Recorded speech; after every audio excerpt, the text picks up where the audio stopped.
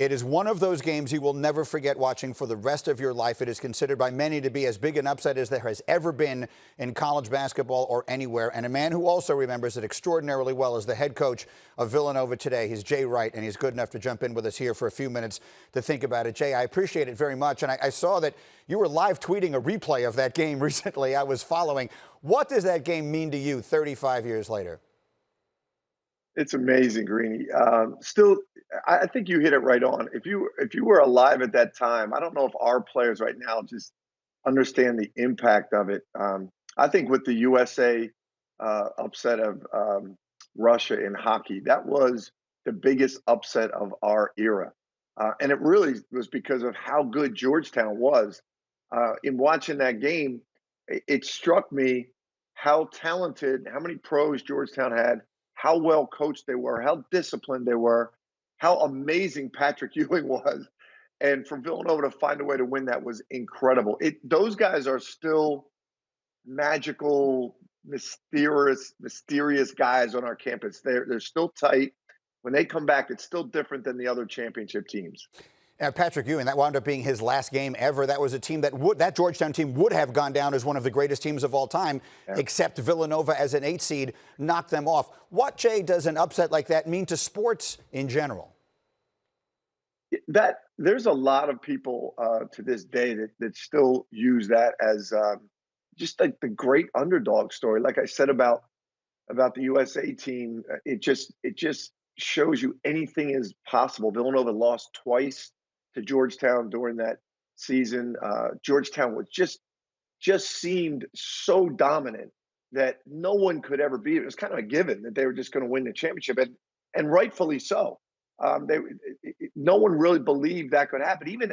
Even as I watched it this past weekend, I still get nervous.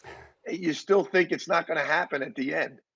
They basically pitched a perfect game. I've described it that way many times. Villanova did the basketball equivalent of pitching a perfect game, and they were led, of course, by Rollie Massimino, the legendary coach. You see video of him there. We lost him recently. I know how incredibly close you were to him throughout his life, or at least the last part of it here since that time. How would you describe what that day meant to him and to your school? You know, that really put Villanova had a great basketball tradition always. Villanova was in the first Final Four in 1939, but that one put Villanova on the map, not just as a basketball program, but as a university. There wasn't Twitter at that time, you know, and I remember after we won in 16, we were the most Googled word that next day or that next year.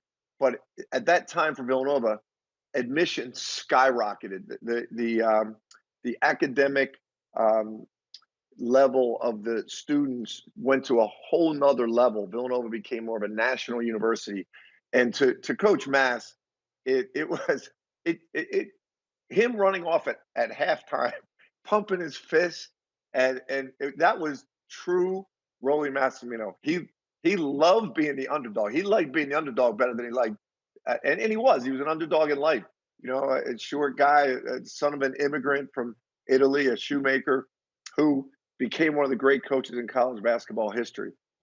Two other things I'd love to talk to you about while I have you here, and I so appreciate you doing this. It was just under 3 weeks ago the NCAA canceled their tournament, and obviously that's an opportunity your players would have had that they're not going to get back. I just wonder what kinds of conversations you had with them and have had with them since, and how they're handling that. Well, Greedy, the word attitude is a big part of our program, and what that comes to is like we really don't have control of what happens to us in life. What we have control of is how we respond to it, and each day we have that choice when we wake up. Like, what's our attitude going to be, regardless of what happened? We try to teach the guys on the basketball court next play. You know, whatever happened on the previous play, you got to control your attitude on the next play. It's the same thing, and we talked to them about this in life. Yeah, I mean, we missed an opportunity for the NCAA tournament. Thank God we only have one senior, Tim Saunders. And it is tough for those guys to miss it. But compared to what's going on in the world, it's nothing. And it's a great opportunity for us now to spend time with our families, kind of get recentered. We always tell the guys if we're in there on Christmas night practicing, like, this is crazy. Like, if anybody on the outside tell you we're crazy, we are crazy.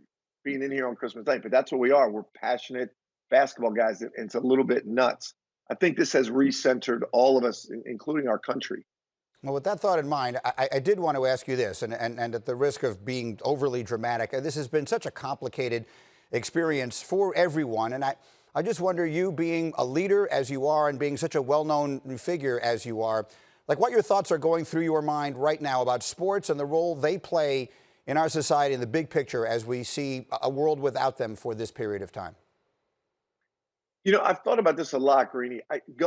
Leading into this, I was starting to think that, our society was getting just a little off center. We just, like, celebrities and athletes were getting so much attention and so much praise, and the people like doctors and police officers and first responders and nurses, they were kind of going unnoticed, and I thought that was kind of off. And I think this has kind of recentered us to realize that the people that actually live their lives for others, like all these first responders and people in healthcare, that they're the people that really are the true heroes. And the second part of this is what I've realized as I was thinking that sports was getting too big in our society. Now that we don't have it, and I realize, talking to some of those first responders, some of the healthcare people, they actually enjoy the break of getting up in the morning instead of thinking about what they're going to be dealing with for the next 12 hours, watching you and just getting a break from it. So as long as we all keep it in perspective, I think it's all valuable. But I think this time of really understanding how important these other people are who live their lives for others, that's what it's all about. And that's who we should be looking up to. Thanks for watching ESPN on YouTube. For live streaming sports and premium content, subscribe to ESPN+.